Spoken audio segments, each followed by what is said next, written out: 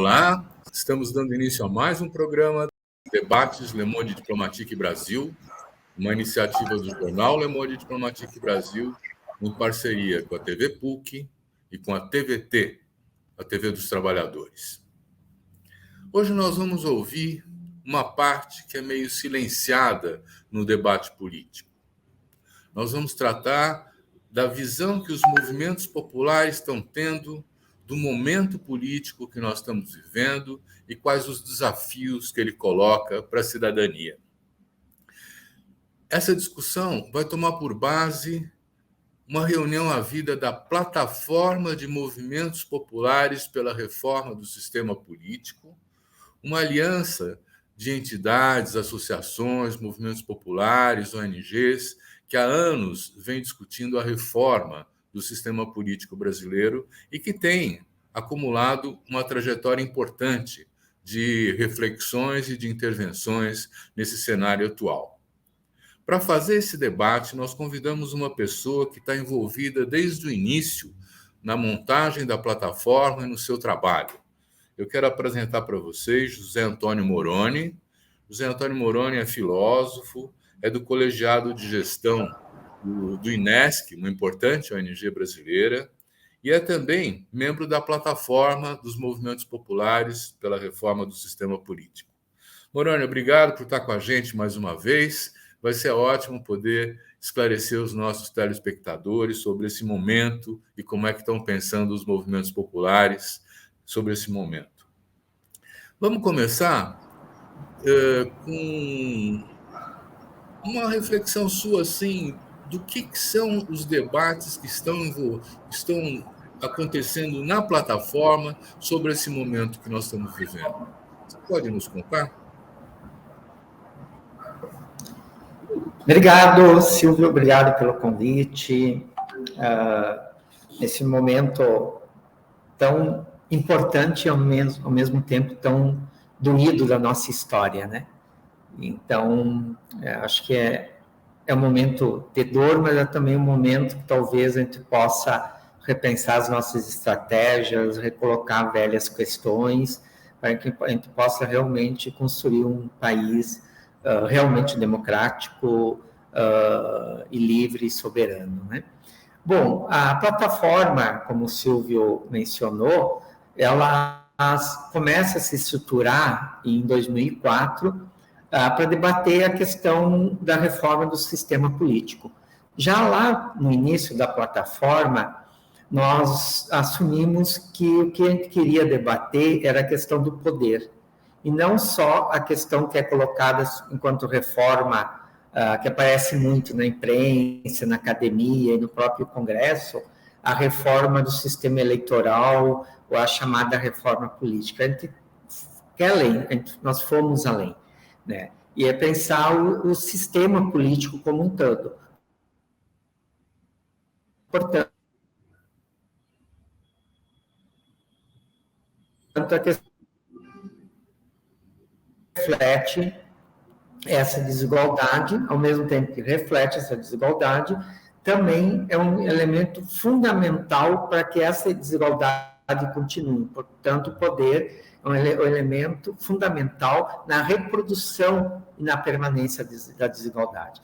Então, o que a plataforma, lá no início, se colocou? É a seguinte pergunta: numa sociedade como a nossa, quem tem o poder de exercer o poder? Quem tem o poder de exercer o poder? Não só o poder oriundo da representação, do processo eleitoral, mas todos os espaços de poder, inclusive do sistema de justiça, o poder da comunicação, dos meios de comunicação, etc., né? E já há um tempo, e nós formulamos várias propostas estruturadas em 5 eixos: democracia direta, democracia participativa, a democracia representativa, a questão da democratização da informação e da comunicação e democratização do sistema de justiça. E já faz um tempo, inclusive, pré-golpe da Dilma, a plataforma começou a se perguntar se a gente devia falar em reforma do sistema político ou de um outro sistema político. E nós percebemos já que aquele pacto oriundo do processo constituinte foi limitado, né? Avançou bastante, com certeza a nossa Constituição de 88 avança muito o que nós tínhamos anteriormente, somente nas políticas sociais, nos direitos individuais, nos direitos coletivos, direitos civis, políticos, apesar que tem muita coisa ainda a ser conquistada, mas no que trata da questão do poder econômico, do poder do sistema de justiça, do poder do aparato de segurança do Estado, do poder oriundo do processo eleitoral e tal, nós avançamos muito pouco do que é a nossa história, E nós fazíamos uma avaliação que a plataforma, na época, a gente tinha todas as nossas propostas, nós tínhamos formulado dentro dessa institucionalidade que nós temos. Daí, o que nós... Isso foi pré-golpe, né? Eu acho que depois do golpe, essa nossa avaliação se confirmou. Que a gente não vai muito longe com essa institucionalidade.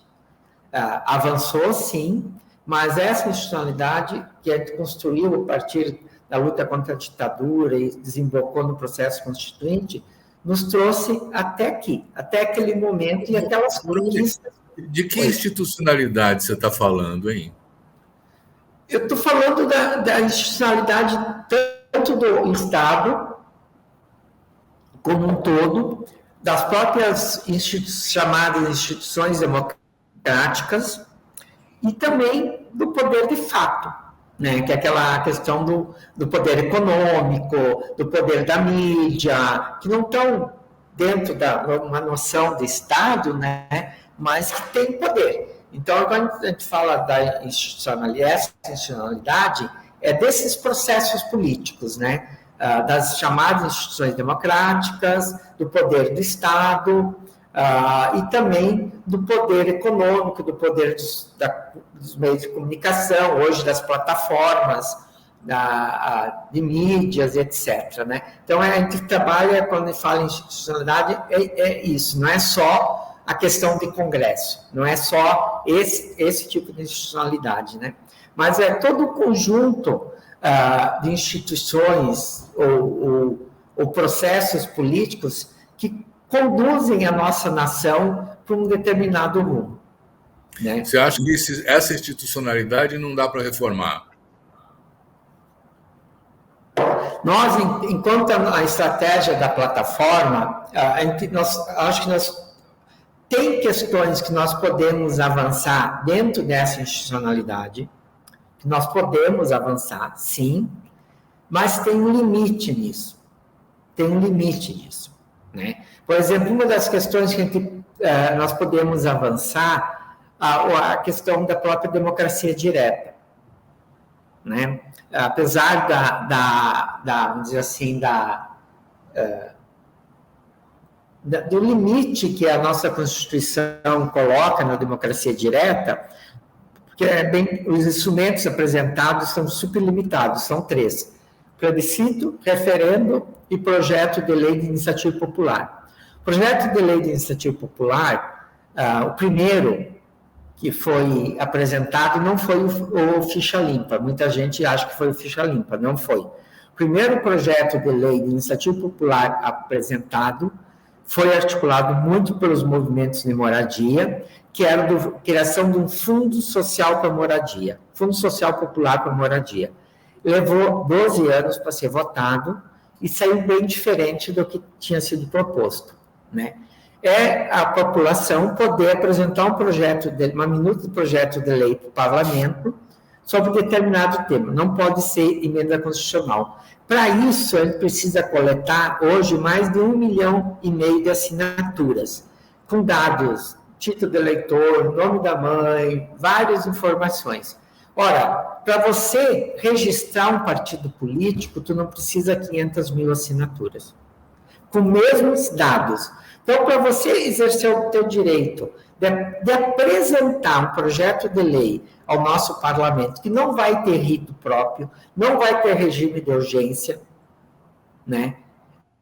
Que vai ter a tramitação como qualquer outro projeto de lei, a sociedade nós temos que ter a força política da criação de 3 partidos políticos.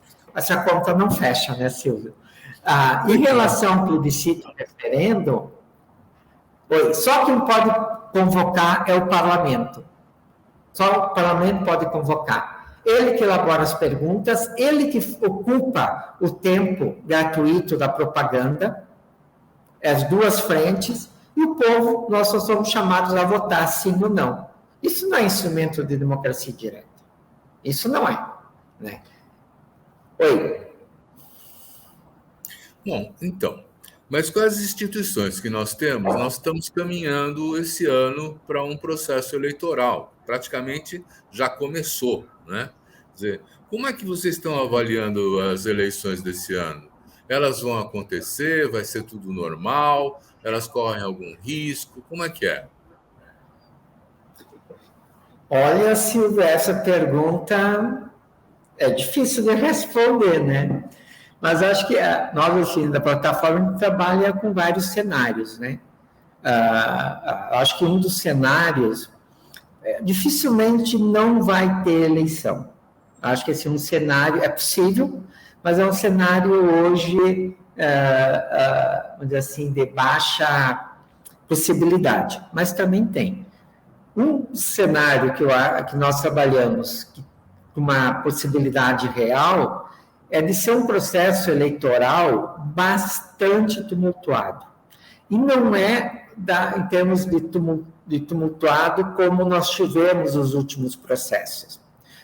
2010 foi bastante tumultuado, 2014 também, 2018 mais ainda. A gente vem num crescente. Se a gente lembrar o que foi a disputa de 2010, a gente vai ver que teve tumulto ali, né? Então, assim, mas não é desse tumulto que nós estamos falando. Nós avaliamos que tem uma possibilidade desse ódio, dessa violência toda e desse discurso de ódio hoje representado muito na candidatura do Bolsonaro, mas não só, né? O próprio Moro transita nisso, que em algum momento isso pode estar se transformando em algo físico nas ruas. E isso faz sentido, esse cenário é possível. Se a gente for analisar quando o grupo bolsonarista fala da guerra ideológica, da guerra cultural, não é uma guerra ideológica como a gente fala de disputa das ideias e da conquista da hegemonia através da cultura, do debate público. Algum momento, nessa formulação deles, essa guerra ideológica é guerra mesmo, é quase que se reportando a Guerra Santa, né, das Cruzadas. É uma guerra física. E eu acho que eles se prepararam para isso. Basta ver toda a questão das armas, né? O quanto os últimos, nesse período, foi vendido de armas para civis, né? Então, a gente trabalha, acho que é possível. Acho que o Bolsonaro, não o bolsonarismo, mas em algum momento pode se juntar, o Bolsonaro ele vai fazer de tudo para tumultuar o processo eleitoral, para deslegitimar o processo eleitoral e também para ele se manter, ele e seus filhos, se manter vivo como eleitoralmente como a extrema-direita. Né? Então, acho que um desses cenários é possível. Olha, olhando para os Estados Unidos, né, porque o bolsonarismo se inspirou muito também no Trump, o trabalho que ele fez com as redes sociais, as fake news, né? A gente vê que o trumpismo não acabou com a saída do Trump da presidência. Aliás, eles estão quase recuperando, vamos dizer assim, espaço, porque existe o risco nessas eleições dos republicanos conseguirem controlar tanto a Senado quanto a Câmara, né? E prepararem a volta do Trump nas próximas eleições. Quer dizer, esse bolsonarismo, ele continua depois das eleições? Como é que você vê isso? Eu acho que continua, Silvio. Eu acho que um país como o nosso, que entrou nessa do Bolsonaro, todo esse processo que vem já de algum tempo, não vai sair dele uma hora para outra e fruto de um processo eleitoral. Eu não acredito nisso. Eu acho que essa extrema-direita, que sempre existiu no Brasil, talvez não tinha tido força política para ter uma expressão tão forte na nossa sociedade, mas ela sempre existiu e acho que vai continuar após a eleição, independente do resultado. Mesmo que o Lula ganhe o primeiro turno, esse caldo da extrema-direita no Brasil, eu acho que veio para ficar aí por muito tempo, infelizmente, né? Podemos analisar vários fatores do porquê que nós estamos nessa. E não é só nós, é o mundo, né? Vários países estão nessa, né? E eu acho que tem a ver, podemos conversar com vários aspectos, né? Mas tem a ver, se a gente for analisar vários lugares do mundo, essa extrema-direita, ela se consolida muito por um discurso do antissistema. E esse por antissistema é tudo. Entra tudo nesse antissistema. Eu acho que essa extrema-direita captou um sentimento na nossa sociedade, um desconforto, um descrédito com a política, que passou, vamos dizer assim, a canalizar esse sentimento anti-status quo, antissistema, etc., né? E aí eu acho que a gente tem que se perguntar, né, Silvia?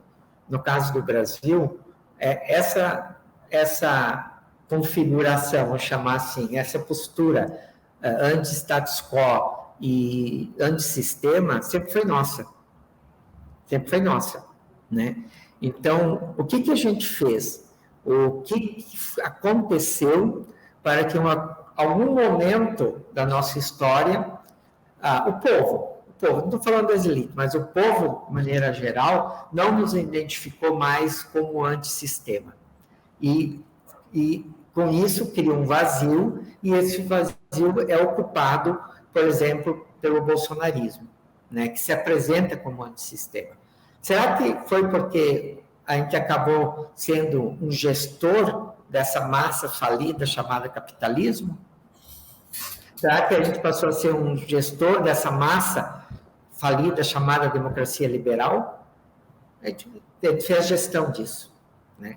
Então, massa falida que funciona muito bem, né? Quer dizer, eu vejo o capitalismo com um vigor enorme, né? Quer dizer, como chamar isso de massa falida? Não, massa falida é para nós, né? Massa falida é o seguinte, assim, eu uso o termo massa falida, porque o que é massa falida? Né? Quando uma empresa, ela, por exemplo, decreta falência, esse tipo de coisa, e tu nomeia um síndico, alguém para administrar aquela massa falida, e para tirar a empresa daquele lugar, né? E meio isso. O capitalismo tem vários momentos de crise, uma constante crise, e é uma crise que favorece sempre os mesmos. Porque numa crise numa crise nem todo mundo perde. Em momentos de maior crise, é meio que nós entramos para, vamos dizer assim, para administrar essa crise. E com isso o capitalismo vai se reproduzindo, né? Eu acho que isso é fruto também, Silvio, com a questão toda do referencial marxista, do próprio socialismo utópico, do socialismo real e tal, a gente perdeu muita referência. E a gente nós acabamos não conseguindo reconstruir as nossas utopias, né? Então, hoje... Oi? Eu estava lendo umas frases do Leonardo da Vinci, 1500 e qualquer coisa, né? E ele fala assim: o vazio surge quando desaparece a esperança. Olha só, né? Naquela época, né? E eu queria perguntar para você, como é que os movimentos enfrentam o bolsonarismo hoje em dia? Como é que eles buscam recuperar a esperança?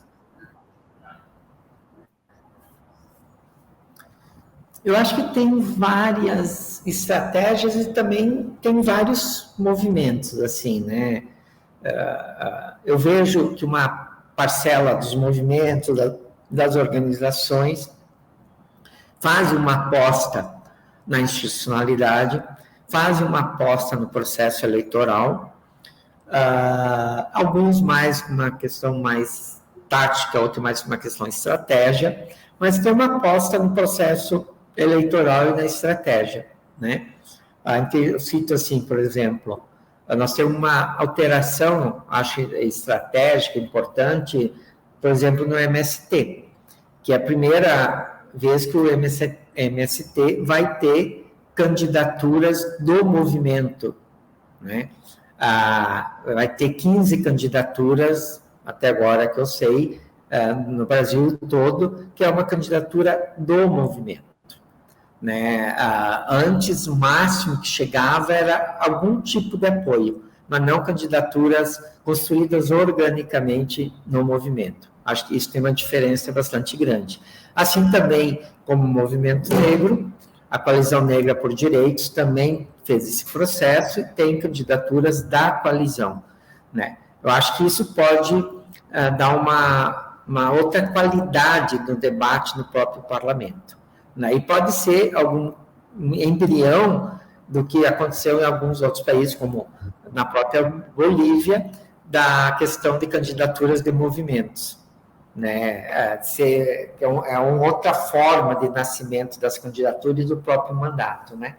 Então, tem essa aposta também. Eu acho que todos, assim, vários movimentos, organizações, têm a tendência, apoio à candidatura do Lula, né? Que é uma candidatura capaz de enfrentar o Bolsonaro e o bolsonarismo, né? Então, é a candidatura que está posta. Então, acho que tem essa aposta, sim, com vários olhares também, né? Tem olhares muito críticos a esse processo de construção dessa candidatura. Eu me coloco nesse campo, várias das forças que atuam na plataforma também, né? Desde o processo da estratégia política a esse respeito, esse debate, por exemplo, da Frente Ampla, assim, eu concordo de ter uma frente ampla, mas eu não queria uma frente ampla que vá para a direita, né? Que a frente ampla seja olhada para a direita, né? E aí, quando eu falo isso, o pessoal diz, não, mas a esquerda já está. Não está. A esquerda chamada institucionalizada, tudo bem, mas tem um campo da sociedade amplo, muito vivo, muito atuante, que está nos territórios, que estão construindo alternativas, autogestão, coletivos que pensam a questão da própria sobrevivência de maneira coletiva, isso está muito vivo. Esse campo todo, que agora, por exemplo, na pandemia, segurou muito a barra das comunidades, não está nesses processos nossos, da minha geração que estão. Entendeu? Então, tu tem um campo à esquerda, que não é a esquerda institucionalizada, que é o campo autonomista e tal, que teria que ser uma frente ampla, olhado para esse lado, e não olhar para o lado da direita ou do centro, né? Mas, olha, você chamou a disputa como uma disputa de poder, eu concordo, né? Quer dizer, e nesse cenário, quer dizer, tem o lado institucional da aposta, que é criar as candidaturas para eleger deputados desses setores, tal, do MST, da coalizão, mas tem também uma lógica de que, se não tiver pressão, a direita leva, porque a direita já está fazendo pressão, né? E como é que a esquerda poderia pensar em exercer a pressão desde agora?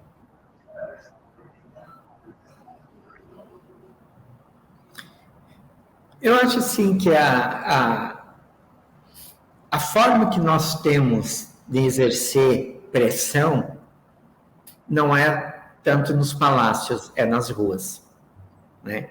Então, se a gente não tiver a disputa política das ruas, não leva a nada, né? Não leva. Eu acho que boa parte do que nós estamos vivendo foi porque, por um certo momento, nós perdemos as ruas para a direita e para essa extrema-direita, né? Porque o processo político se dá nas ruas. Fora disso, é muito mais o espaço da política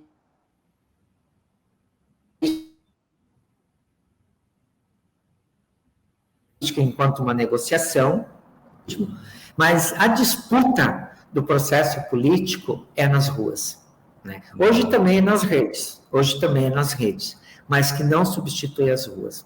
Porque para nós, que a gente pensar um processo de pressão, de mobilização, Silvio, eu acho que tem que ter alguns elementos para construir uma síntese políticas, né? Eu acho que um é o elemento da formação, da educação popular, né? Que vários aspectos, desde da própria a educação popular como momento do encontro, da acolhida, mas também um momento de construção de utopias, de sonhos, de disputa, né? De equacionar as nossas diferenças, etc., né? Então, para mim, esse é um elemento da educação, da formação política da educação popular, né? O outro elemento, para mim, fundamental, é que é o elemento da formulação. Formulação aqui entendida o que a gente quer. Quais são as questões realmente que nós queremos enfrentar, né? E que isso não é tranquilo. Nós construímos de maneira mais horizontal possível, incorporando os vários olhares e as várias demandas e conseguir identificar quais são as questões, não é um processo fácil, né? E isso envolve o processo de formação, da educação popular, do debate, mas identificar quais são as questões e formular sobre isso é fundamental. E a outra pedra tripé, vamos chamar assim, é a questão das ruas, da disputa das ruas, né? Para mim, esses três elementos, a formação política, a capacidade nossa de formular ou de entendimento da realidade e que questões nós queremos enfrentar e fazer isso com a disputa das ruas, isso é capaz de produzir novas sínteses políticas, né? Mas não são as questões imediatas de interesse da população que mobilizam? Você está falando de uma maneira mais genérica, assim, de que nós temos que defender as nossas propostas e nos contrapor às visões do neoliberalismo, né? Essas propostas são radicalizar a democracia, são buscar a igualdade e tal, mas para poder pegar o gancho, como nas próprias redes sociais acontece, né? Quer dizer, você tem que trabalhar com questões concretas, né? Que questões concretas são essas? Isso é aquilo que eu estava colocando, Silvio, das questões, né? Eu sempre me questiono, me pergunto muito, por exemplo, na questão da reforma da Previdência. Por que a gente não conseguia mobilizar em defesa ou contra a reforma da Previdência? Por que a gente não conseguiu? Não conseguiu. E a gente não conseguiu, né? Talvez seja pelo fato que em torno de 50%, e às vezes até mais, da nossa população economicamente ativa, portanto, dos trabalhadores e das trabalhadoras, não estão no sistema da Previdência, não chegaram nele. Então, a gente fica fazendo a defesa de uma Previdência, para não ter uma reforma péssima, ruim, como se o que nós temos da Previdência, ou o que a gente tinha da Previdência era boa. Não era. Que mais da metade dos trabalhadores e das trabalhadoras estavam fora, né? E aí, assim, um dia eu estava na academia e estava conversando com o rapaz da limpeza, que fazia serviços gerais lá, né? E estava na televisão passando a questão da reforma da Previdência do Temer. Daí eu perguntei para ele, né? O que tu acha? Não sei o quê. Cara, o que tu acha, não sei o que, daqui, da reforma? Ele olhou assim para mim, fez assim. Eu disse, sim, mas Carlos, reforma da Previdência, não sei o que, ele olhou assim para mim. Tu acha que algum dia eu achei que isso era para mim? Né? Então, assim, ó, por isso que eu falo, a própria questão, Silvio, assim, do que é o concreto da vida, não é fácil de construir. Por exemplo, eu acho que uma das questões concretas da vida que a gente precisa enfrentar é o racismo que mata. O racismo que mata. O machismo que mata. A questão da fome. Né? Então, para mim, o concreto da vida é isso. A questão da falta de moradia, que qualquer chuva as pessoas estão tendo as suas casas destruídas, né? A questão da vida nas cidades, que estão impossível, a questão da reforma agrária. Então, esse problema que eu vejo, que essa definição de qual é a agenda, ela reflete também os nossos espaços de poder e as nossas dinâmicas de poder. Então, quem tem poder entre nós acaba definindo isso. Então, a gente tem que ter um olhar para nós de construção dessas agendas não hierarquizada, né, mas mais horizontal. Até hoje a gente escuta as pessoas falar, as lideranças políticas nossas e tal, falar das lutas gerais e das lutas específicas. Ora, o que é geral, o que é específico nas nossas lutas? Sendo que todas as nossas lutas dizem respeito às nossas vidas, né? Então, eu acho que talvez a grande aspecto, Silvia, assim, que esse concreto também está em disputa, né? Está em disputa. E talvez a gente não consiga fazer as mobilizações que a gente quer, porque talvez a gente não estamos conseguindo identificar o que o povo fala de concreto, né? E aí eu pego um exemplo, assim, Silvio. O INESC, a gente estava na coordenação da campanha pela renda básica, que deu origem ao auxílio emergencial, toda aquela luta, né? Foi uma luta nossa, foi uma luta dos movimentos, das organizações, juntou vários fatores, mas fomos nós que demos origem a essa luta, né? Nós a gente cometeu um erro estratégico enorme na campanha, enorme. Qual foi? A gente fez toda a mobilização para ter o auxílio, manter os R$600, denúncia, acompanhamos a implementação, a gente canalizando toda a nossa força e os nossos recursos, vamos dizer assim, para a institucionalidade, vamos chamar assim, para o debate no Congresso, para a questão da Defensoria Pública, no Ministério, para resolver as pendências e tal, né? E ficamos monitorando isso. E não fizemos absolutamente nada de dialogar com a população que estava recebendo R$600 ou quem não estava. Teve gente que fez isso. Fez muito bem. Inclusive, está aparecendo aí nas pesquisas eleitorais, as pessoas estão indo no Google perguntar quem que é essa pessoa que fez isso, né? Então, por isso que eu falo, essa dinâmica que eu estava colocando antes, da luta política, que às vezes nos suga para chamar institucionalidade, que a gente precisa pensar isso. Nós deixamos isso em aberto completamente. Quando a gente fez essa avaliação na campanha, a renda básica que queremos, e tentamos ir para esse espaço, já estava. Então, mas aí você está dando um exemplo bem interessante, porque num modelo, vamos chamar assim, fordista, de contratação de trabalho pela carteira de trabalho e tudo mais, o sistema da Previdência está desenhado para acolher esses trabalhadores. Uhum. E hoje em dia nós temos uma sociedade que mais da metade dos trabalhadores não tem carteira assinada, é tudo informal, né? Então, a própria reivindicação teria que mudar. Em vez de garantir uma reforma da Previdência, não seria melhor garantir a renda básica para todos? Quer dizer, não falar mais da Previdência? Como é que você vê isso? Não, porque eu acho que a renda básica, ela tem que... ela não pode substituir não pode substituir a proteção social, né? Ela tem que estar integrada ao sistema de proteção social, do qual a Previdência faz parte, Eu acho que, além do debate sobre a questão da renda, e que eu defendo que a renda ela tem que ser incorporada no sistema de proteção social, né?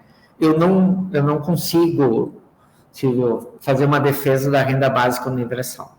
Eu não me engasga, eu não consigo, né? Porque, em termos teóricos, vamos chamar assim, ok, seria todo cidadão e cidadã brasileira teria uma determinada renda, né? Que seria para todos, né? Depois, quando fizesse o imposto de renda, abateria se alguém ganhou mais, não deveria, abate no imposto de renda e tal. Ora, quem que declara imposto de renda no nosso país? Olha o nível de sonegação. Olha quantas pessoas receberam auxílio emergencial, R$600, que não precisariam, mas legalmente tudo bem. Então, se a gente pensar num país como o nosso, uma renda básica universal, para mim, eu não consigo. Agora, nós temos que discutir uma renda básica robusta, que dê garantia não só de sobrevivência, mas de sobrevivência digna para a população. E isso está integrado ao sistema de proteção social. Portanto, associado, ligado também à Previdência. Esse formato de Previdência que nós temos, que é o formato via quem contribui, a gente pode pensar também em outro sistema de Previdência.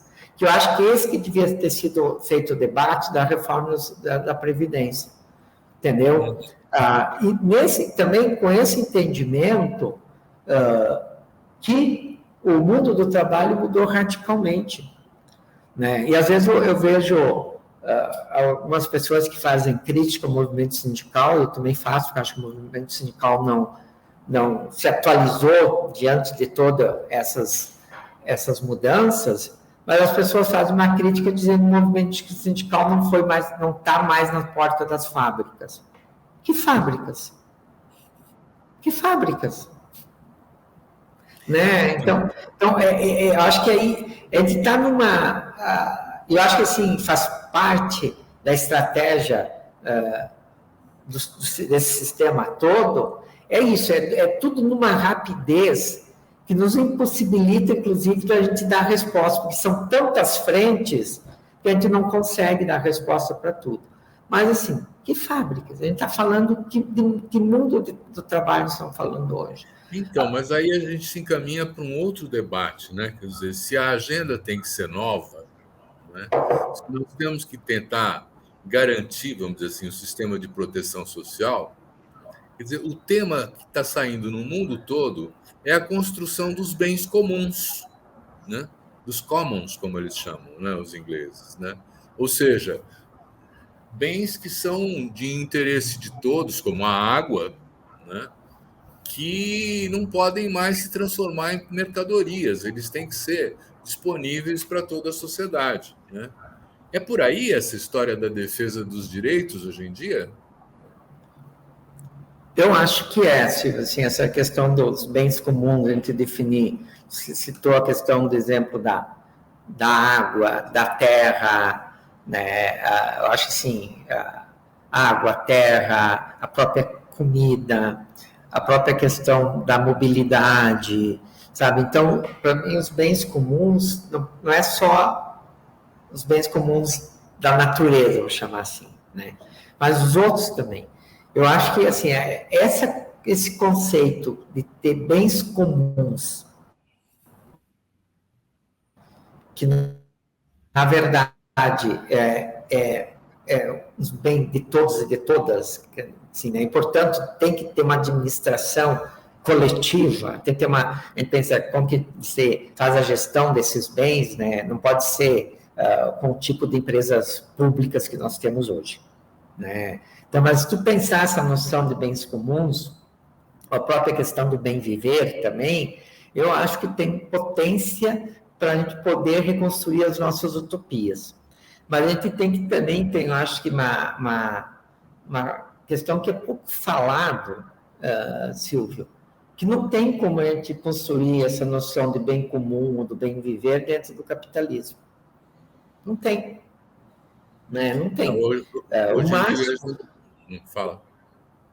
Bom, o máximo que o capitalismo vai permitir é alguma coisa muito residual para dizer que tem. Eles fazem isso também, né?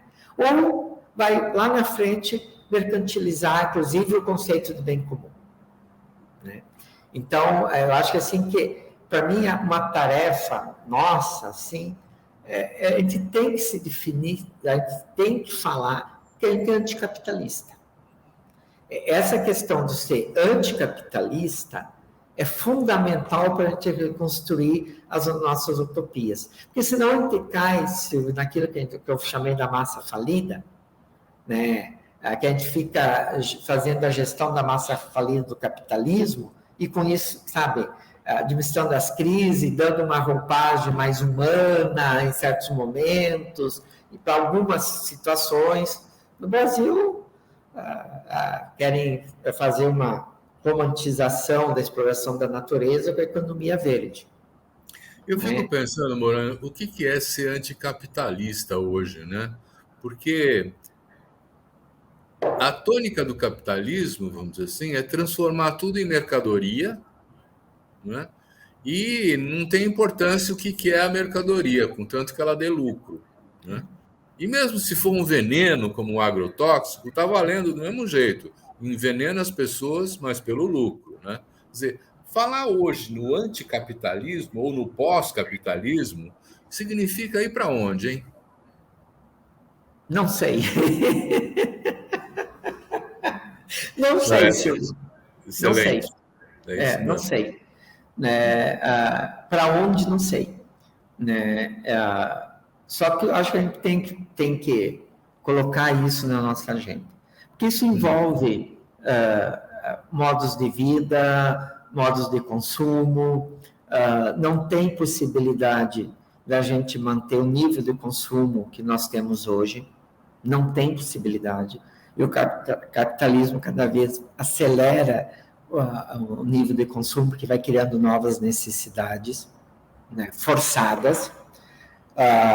Então, assim, eu não sei para onde que a gente tem que caminhar, mas eu sei que a gente está no limite de tudo.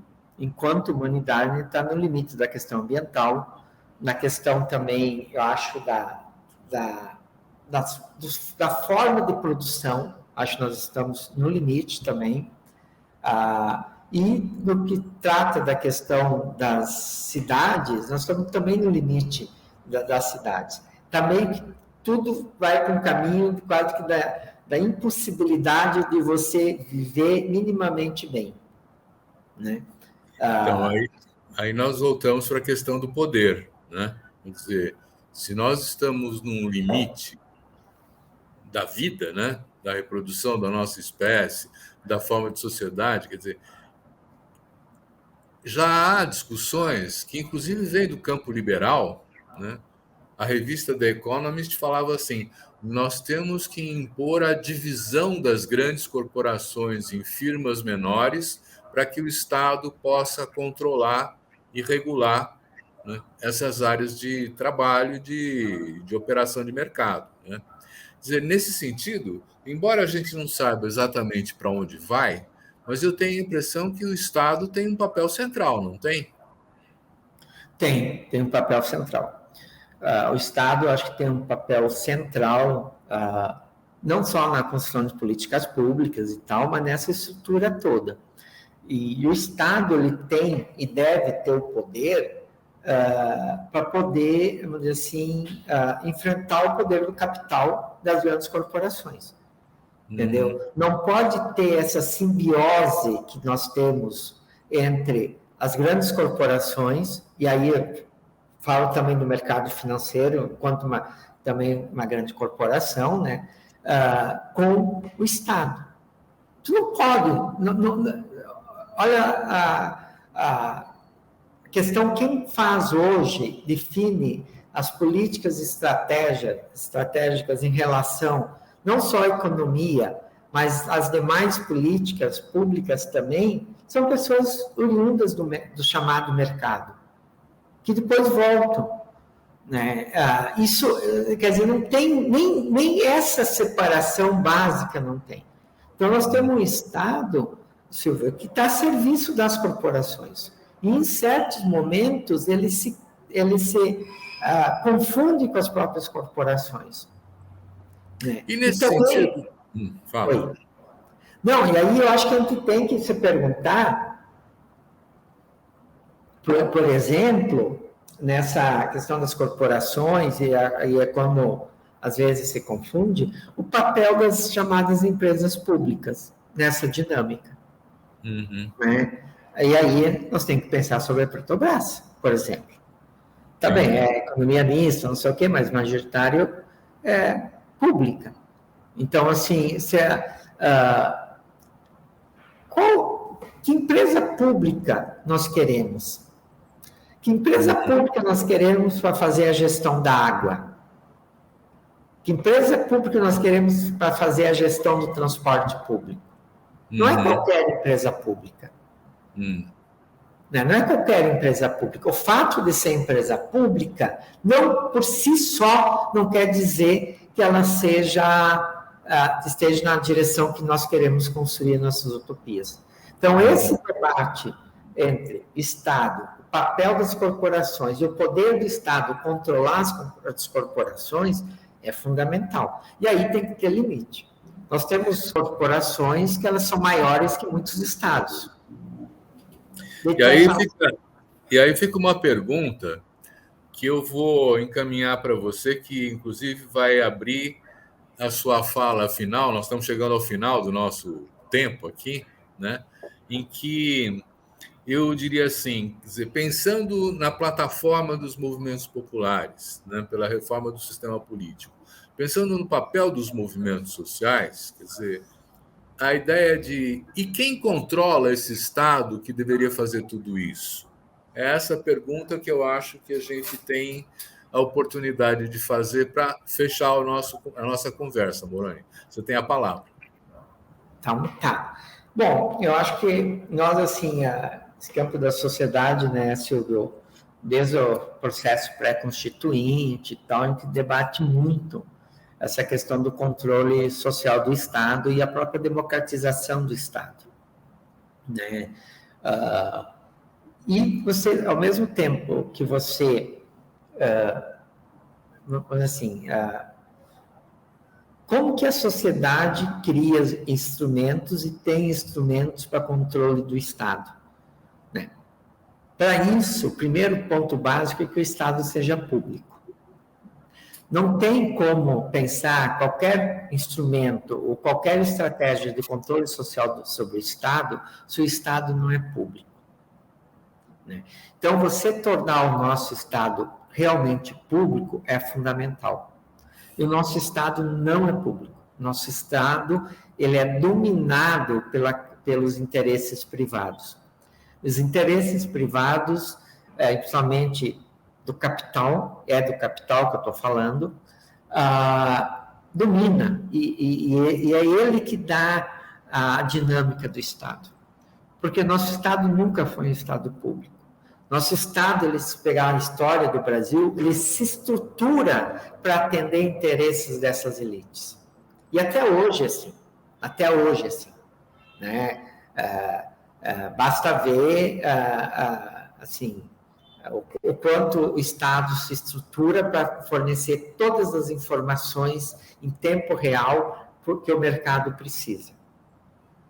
Olha o nível de eficiência que o Banco Central tem para fornecer o câmbio. Né? E quanto isso, a gente precisar uma informação sobre as mortes do Covid, a gente não tem. Não tem. né?